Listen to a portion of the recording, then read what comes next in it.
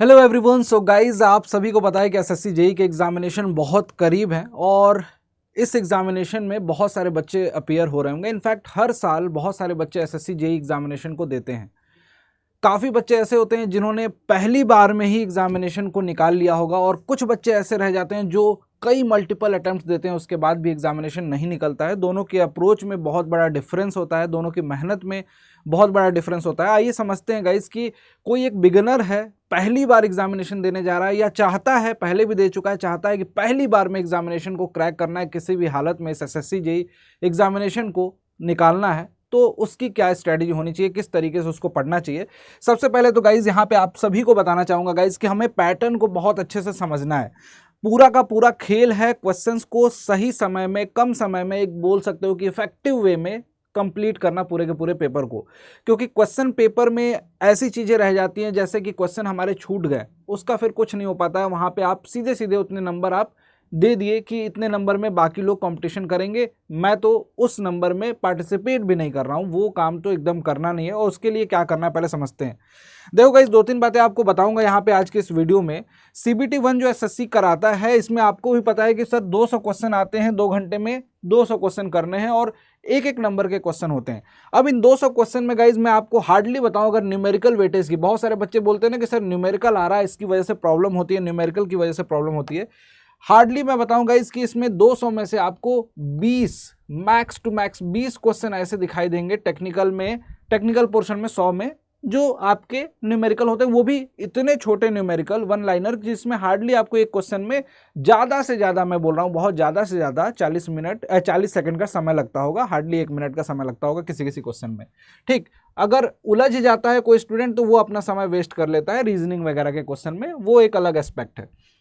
अब यहाँ पे आपको पूरा का पूरा पेपर पता चल रहा है कि पेपर में सर जो साइंस का पोर्शन है, जो टेक्निकल का पोर्शन है, टेक वाले पोर्शन में सिविल, इलेक्ट्रिकल, मैकेनिकल सबको काउंट कर रहा हूँ मैं, टेक्निकल का पोर्शन है, साइंस का पोर्शन है, जीके जीएस वाला पूरा करंट अफेयर वाला पोर्शन है। ये सब क्वेश्चन ऐसे हैं जो फटाफट आपसे होते जाते हैं अगर आपको आ रहे हैं तो। ठीक, रीजनिंग थोड़ी सी टाइम टेकिंग उनके लिए हो जाती है, कभी कभी लेंदी आ जाते हैं क्वेश्चंस, तो उनके लिए टाइम टेकिंग जिन्होंने बहुत ज़्यादा प्रैक्टिस नहीं की, वरना रीजनिंग की भी प्रैक्टिस करके 40 मिनट में 50 क्वेश्चन कायदे से किए जा सकते हैं रीजनिंग के। ठीक, अब गाइज यहाँ पे इस पूरे 200 क्वेश्चन में 200 नंबर आपको मिलते हैं, एक एक नंबर के क्वेश्चन होते हैं। और यहाँ पे कट ऑफ की बात करूं तो CBT 1 की कट ऑफ अलग अलग ब्रांच के लिए लगभग, सिविल में बात करूं तो आपको 120 प्लस ला रहे हो तो आप सिलेक्शन के करीब हो, और 130 प्लस ला रहे हो तो 100% श्योर सिलेक्शन आपका हो जाता है। इसी तरीके से इलेक्ट्रिकल मैकेनिकल वालों को 140 प्लस या 150 प्लस लाना पड़ता है। यहाँ पे इस पर्टिकुलर एग्जामिनेशन में सिविल, मैकेनिकल, इलेक्ट्रिकल तीनों ही ब्रांच के जो टेक्निकल पोर्शन है, जैसे कि आप सिविल इंजीनियर हो तो आपको CBT 1 पहले पेपर में 100 क्वेश्चन दिखते हैं टेक्निकल के। इस 100 क्वेश्चन में जो टॉपर बच्चे मिले हैं मुझे, जितने भी अच्छी रैंक है, जैसे कि 8वीं रैंक वाले स्टूडेंट का इंटरव्यू पड़ा होगा आपको देखना वहाँ पे, इस तरीके से 11वीं 12वीं रैंक, 20 रैंक, ये सब जो बच्चे ला रहे हैं ना, इन बच्चों से अगर बात करने में पता चलता है कि यहाँ पे सर टेक्निकल में 100 में से उनके नंबर कितने थे, तो 65 से लेके 75 के बीच में, 65 से 75 के बीच में टेक्निकल में उनके मार्क्स हैं। जो टॉपर हैं उनकी बात कर रहा हूं गाइज CBT 1 में। में भी हो सकता है कोई बच्चा ज्यादा लाया हो लेकिन वो टॉपर ना हो, उसकी रैंक थोड़ी पीछे हो। टॉपर्स की बात बता रहा हूं, नॉन टेक भी बैलेंस किया है इन्होंने। नॉन टेक्निकल में रीजनिंग में 50 में से अगर 50 क्वेश्चन रीजनिंग के आ रहे हैं तो उस 50 क्वेश्चन में से उन लोगों ने कितने हासिल किए, यहां से गाइज आप बता रहा हूं, आपको एकदम जेन्युइन बता रहा हूं कि 45 से ऊपर सब ने, 45 से ऊपर लगभग सब बच्चों ने बताया कि सर 45 के ऊपर है। और 45 के ऊपर ऐसे भी बच्चे लाते हैं रीजनिंग में जिनका सिलेक्शन तक नहीं होता है क्योंकि उनके टेक्निकल में पोर्शन अच्छे नहीं है। यहाँ नॉन टेक्निकल का ये रोल बहुत अच्छा इंपॉर्टेंट प्ले कर देता है। यहाँ भी 50 क्वेश्चन आते हैं जीके जीएस वाले। ठीक, जीके जीएस से पूरे क्वेश्चन आते हैं। अब यहाँ पे इस 50 क्वेश्चन, इसमें साइंस इंक्लूडेड है, इस 50 क्वेश्चन में से बच्चों के नंबर रह जाते हैं कम। यहाँ पे आपको एटलीस्ट 30 नंबर टारगेट करना है कि 30 प्लस आपके नंबर रहें। फाइनल सिलेक्शन लेना है, अच्छे डिपार्टमेंट में सिलेक्शन लेना है, अब ये टारगेट करना है। अब आपको ये समझ में आ गया, इसका मोटा मोटी पैटर्न समझ में आ गया कि सर 200 क्वेश्चन दिखेंगे, 100 टेक्निकल के, 100 नॉन टेक्निकल के, दोनों को बैलेंस लेके चलना है। नॉन टेक्निकल में रीजनिंग और करंट अफेयर और जीके जीएस पूरा पोर्शन आ रहा है, रीजनिंग के 50 क्वेश्चन आ रहे हैं और बाकी जीके जीएस पूरा मिला के 50 क्वेश्चन देखने को मिल रहा है। ये एग्जामिनेशन बच्चा क्लियर करता है तो उसको CBT 2 देने को मिलता है। CBT 2 में 100 ही क्वेश्चन होते हैं 2 घंटे का समय, लेकिन गाइज 3-3 नंबर के क्वेश्चन होते हैं। अब 3 नंबर से ये तात्पर्य नहीं है कि क्वेश्चन बहुत टफ हो जाते हैं, क्वेश्चन का लेवल यहाँ भी मोर और लेस CBT 1 जैसा ही रहता है। इस बार के पेपर को भी आप देखोगे तो आपको बिल्कुल आइडिया लग जाएगा कि सर पेपर में लेवल तो नहीं बढ़ा था, लेवल तो क्वेश्चंस का वैसा ही था। कुछ क्वेश्चंस कंफ्यूजिंग आपको दिखेंगे, डेफिनेटली दिखते हैं हर बार, लेकिन अब लेवल ऊपर होगा नीचे होगा उस हिसाब से कट ऑफ ऊपर नीचे होती है टोटल। लेकिन यहाँ पे आपको 100 क्वेश्चन दिखते हैं 300 नंबर में, और 300 नंबर में से जो आपका स्कोर बनता है CBT 1 और CBT 2 दोनों के नंबर को जोड़ के फाइनल मेरिट लिस्ट बनाई जाती है, और उसके बाद आपका डॉक्यूमेंट वेरिफिकेशन वगैरह होता है। अब इसके लिए स्ट्रैटेजी क्या होनी चाहिए? अब आपके पास समय बहुत कम है, कम समय में भी पहले अटेम्प्ट में भी आप 100% एग्जामिनेशन को निकाल सकते हो, चाहे आप डिप्लोमा स्टूडेंट हो, बीटेक स्टूडेंट हो, एवरेज स्टूडेंट हो, बिलो एवरेज स्टूडेंट हो, और किसी भी तरीके से आप पढ़ाई कर रहे हो, आप हर तरीके से हर लेवल पे अपने आप को इंप्रूव कर सकते हो। मैं आपको बताता हूं, एक कंसिस्टेंसी आपको मेंटेन करनी पड़ेगी जो कि हार्डली हमसे हो पाती है। बहुत सारे बच्चे करते हैं, बहुत सारे बच्चे नहीं करते हैं। आपको एकदम दिमाग में आंख बंद करके क्लियरली, बहुत सारे टीचर बोलेंगे आपको, कई जगह वीडियो देखते हैं बच्चे की सर जेई में इससे मैटर नहीं करेगा कि हम ज़्यादा क्वेश्चंस लगाएं, इससे मैटर नहीं करेगा कम क्वेश्चंस लगाएं, 10 क्वेश्चंस लगाएं हम, लेकिन उसको अच्छे से लगाएं। भाई 10 क्वेश्चन लगाने से कुछ नहीं होने वाला है, वो तो चलते फिरते पढ़ाई हो जाती है। जेई के क्वेश्चंस बहुत नॉमिनल छोटे छोटे क्वेश्चंस आते हैं, ज़्यादा वैरायटी को टच करना पड़ेगा। जितनी ज़्यादा वैरायटी को टच करोगे उतना आपकी नॉलेज वास्ट होगी, और उससे ही आपकी पकड़ बनेगी सब्जेक्ट पे। कंसेप्ट पढ़ लिया, 10 क्वेश्चन आ रहे हैं, उसमें से पता चले 4 कर पा रहे हो, ये आपके लिए नुकसानदायक होगा।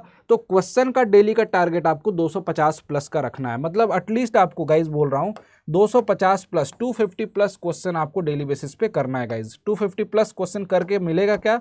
इसमें आपको कुछ चीज़ें ऐसी पता चलेंगी जो आपका वीक पोर्शन होगा, कुछ चीज़ें ऐसी पता चलेंगी जहाँ पे आप स्कोर अच्छा कर रहे हो, आपका स्ट्रेंथ है वो।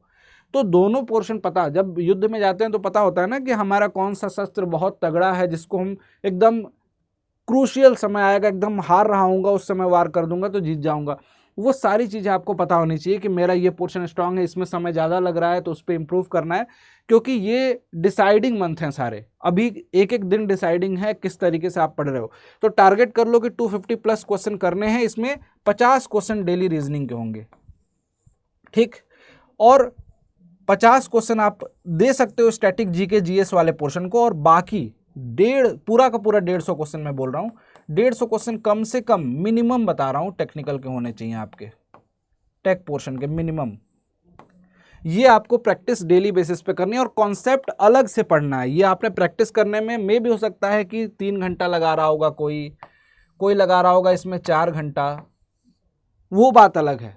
प्रैक्टिस का मतलब क्वेश्चन प्रैक्टिस किया, एनालिसिस किया, कितने गलत हुए हैं, किसका आंसर क्या था, उसको एनालाइज किया, देखा, नोट कर लिया, सारी चीज़ें, ये पूरी चीज़ें करनी है। और यहाँ पे आपको 4 घंटे डेली पढ़ना है कॉन्सेप्ट आपका टीचर जो पढ़ा रहे हैं आपको किसी भी प्लेटफॉर्म पे, हमसे पढ़ रहे होगे तो आपको सिस्टमेटिकली क्लासेस मिल रहे होंगे, क्लास नोट्स मिल रहे होंगे, आपके डाउट सॉल्व हो रहे होंगे, क्वेश्चन सीरीज हो रही होगी, सारी चीज़ें अड्डा 24/7 एप्लीकेशन में मिलती हैं।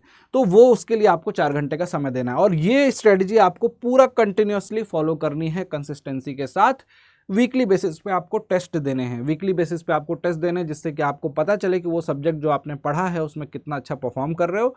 प्रीवियस ईयर के क्वेश्चंस लगाने हैं, ये काम आप करना स्टार्ट कर दो गाइज, कोई रोक नहीं पाएगा आपके सिलेक्शन से। बिलीव मी गाइज, आप 100% फर्स्ट अटेम्प्ट में आप अपने एग्जामिनेशन को क्लियर करोगे, और क्लियर करने के लिए बस बार बार मैं बोल रहा हूँ कंसिस्टेंसी की ज़रूरत है। वो इच्छा तभी बहुत ज़्यादा प्रबल होती है आपके ऊपर जब आपको ना सच में उसकी भूख हो उसको पाने की। जैसे कई बार ऐसा होता है कि बच्चे सोचते हैं कि सर एग्जामिनेशन क्लियर करना चाहता हूँ लेकिन मोटिवेशन नहीं आ रहा। भाई तुम बस इतनी सी बात समझो कि मोटिवेशन के लिए तुमको कहीं जाने की ज़रूरत पड़ रही है ना, अगर किसी के पास जाने की ज़रूरत पड़ रही है ना, तो समझ लो कि तुमको उसकी इच्छा ही नहीं है, भूख ही नहीं है ना।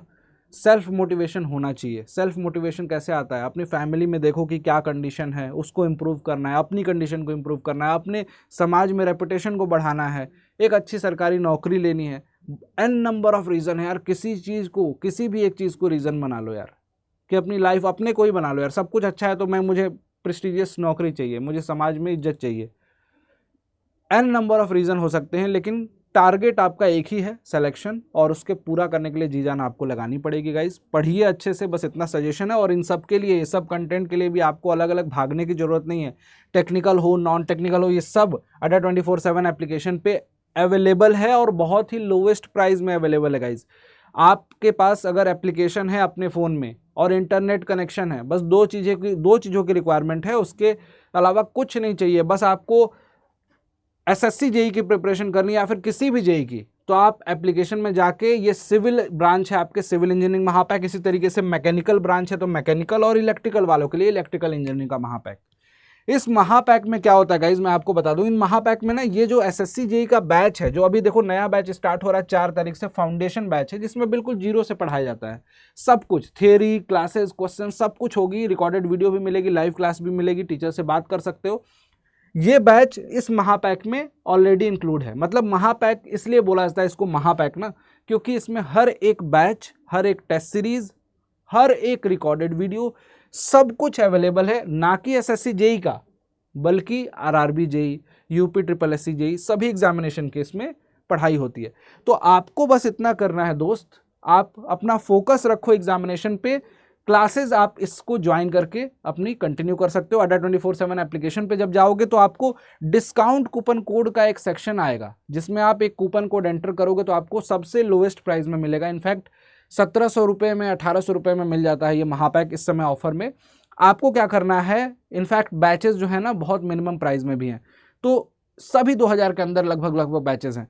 तो आपको करना क्या है, ये कूपन कोड दिख रहा होगा नीचे Y293, इसको कहीं नोट कर लेना। इसको आपको यूज़ करना है अड्डा 24/7 एप्लीकेशन पे, और यूज़ करने के बाद आपको सारे के सारे बैचेस जो हैं वो लोवेस्ट प्राइस में ऑटोमेटिकली मिल जाएंगे। अगर आपको पढ़ना है, आपको अपनी प्रिपरेशन करनी है, आपको सिलेक्शन लेना है, तो ये समझ लो कि ये समय दोबारा नहीं मिलेगा। जी जान लगा देनी है, एक एक टाइम यूटिलाइज करना है। थैंक यू सो मच, मिलता हूँ आपसे नेक्स्ट वीडियो में। आई होप आपको सारी अंडरस्टैंडिंग हो गई होगी एसएससी जेई एग्जामिनेशन के बारे में, और उम्मीद करता हूँ कि आप लोग फोकस्ड वे में पढ़ेंगे। यूट्यूब पे भी बहुत सारा कंटेंट आपको फ्री में दिया जाता है, जिसको आप यूटिलाइज कर सकते हो इंजीनियर्स अड्डा के चैनल से। थैंक यू सो मच, मिलते हैं नेक्स्ट वीडियो में। Till then keep learning guys.